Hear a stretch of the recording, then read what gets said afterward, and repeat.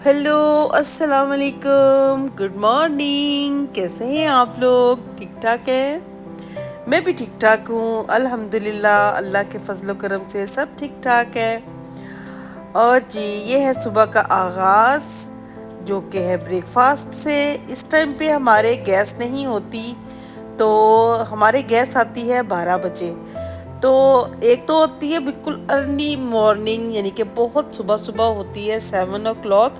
तो उस टाइम पे हम लोग कोई नहीं उठते, क्योंकि आप देखिए जैसे कि आपको इल्म है, बच्चों को स्कूल से छुट्टियां हैं। तो मदर्स जोन सी है वो मतलब वो भी ज़रा थोड़ी सी लेज़ी हुई हुई है, आराम से सो के उठती हैं।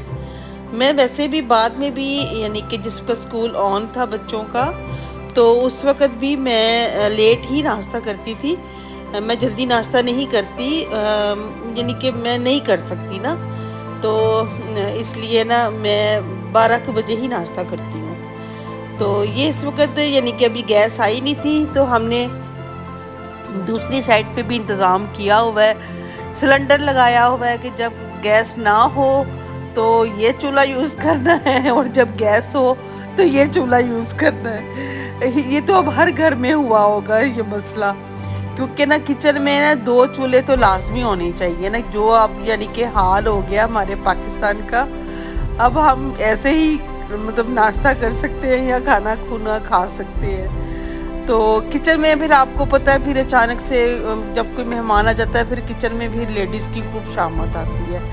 तो उसमें यह कि भी हम बाज़ औक़ात गैस आ भी रही होती है ना, तो कोई इवेंट हो, कोई खाना शाना हो, दावत हो, या कुछ भी ऐसा मामला हो ना, तो फिर हम फटाफट, यानी कि 2 चूल्हे होते हैं तो जल्दी जल्दी से खाना शाना बन जाता है। तो ये जी मैंने बनाई है रोटी, क्योंकि रात का सालन काफ़ी वो पड़ा हुआ था। रात को बनाया था, मतलब एक दिन पहले बनाया था आलू कीमा, तो वो पड़ा हुआ था। उसके सामने का चले रोटी बना के ना तो वो खाते। मैंने कहा ज़रूर मैंने ना पराठा वगैरह कुछ चीज़ ऐसी बनानी है। मैं अब थोड़ा सा अवॉइड ही कर रही हूँ ऐसी चीज़ों से, कि भी ज़रा मैं मतलब ठीक हो जाऊँ, मतलब जो बहुत मेरा फैटी बॉडी होगी ना वो ज़रा ठीक हो जाए। और जी गर्मियों में वैसे भी आपको पता है कि भी ज़रा मुश्किल तो होती है। तो बस जी फिर मैंने भी अपने मियाँ साहब के साथ ही जल्दी जल्दी बना लिया।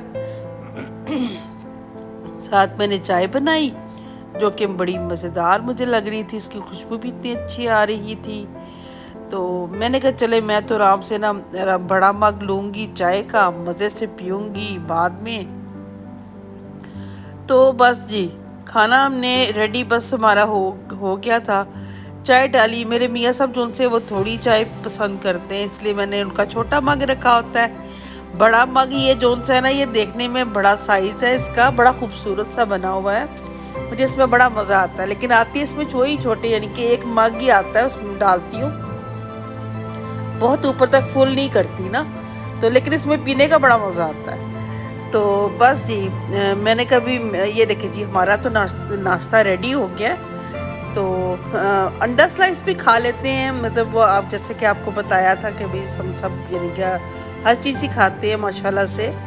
और ये जी फिर शाम का टाइम है, फिर थोड़ा सा यानी कि लेट नाश्ता किया था हमने। फिर उसके बाद शाम को जिस वक्त गैस आई तो उस वक्त ज़रा शाम हो गई हुई थी, फिर हमने ये पालक गोश्त मैंने बनाया। उसके लिए गोश्त मैंने लिया, 1 किलो गोश्त था, तो उसमें मैंने 1.5 प्याज डाला और 1 टमाटर डाला, और साथ एक लहसुन का पूरा, यानी कि वो जो जो गुच्छा होता है ना, जो पूरा वो डाला।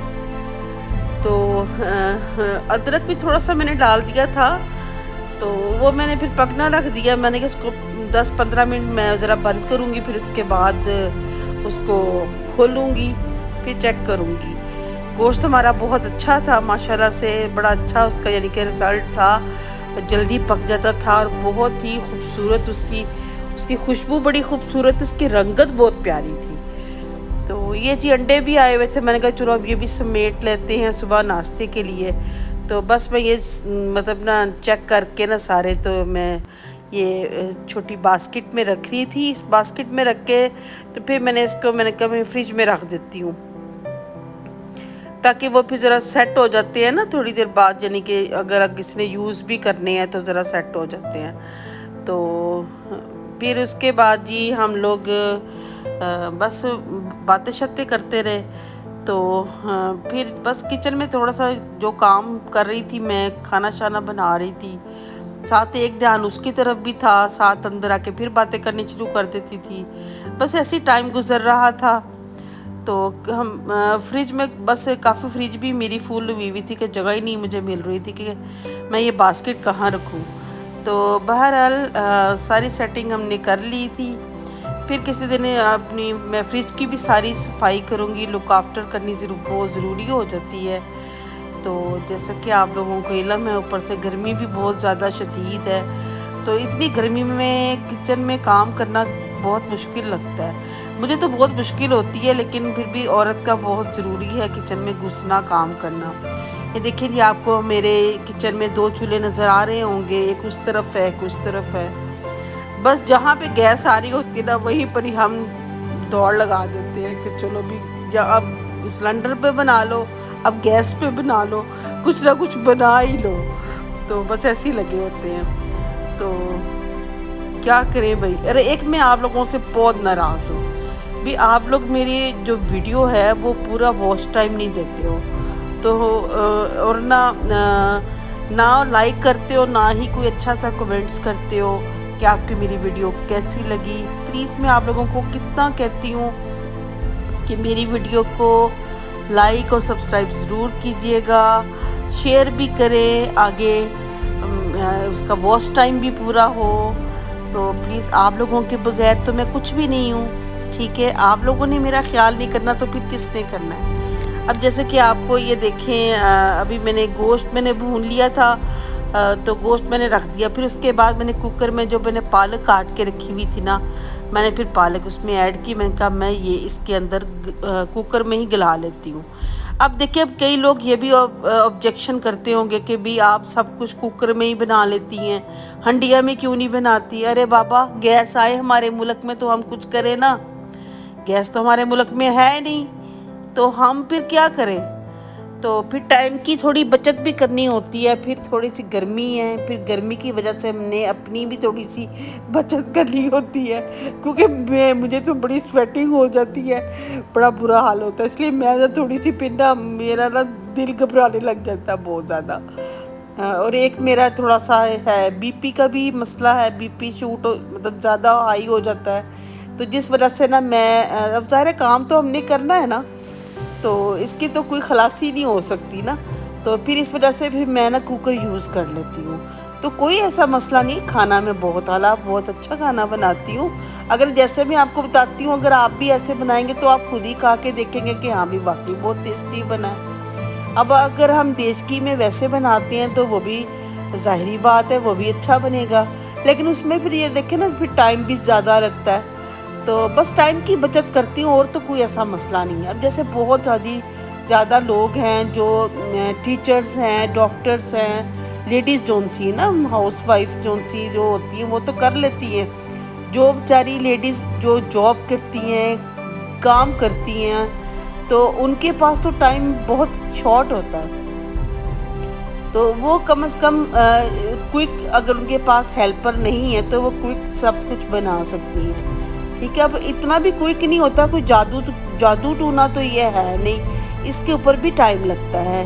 आपको इतना तो इल्म ही है ना। ये देखिए जी, हमारा गोश्त तो हो गया। अब हमने, हमारी पालक भी हो गई है, इसको अब हमने इसमें ना इकट्ठा कर देना है।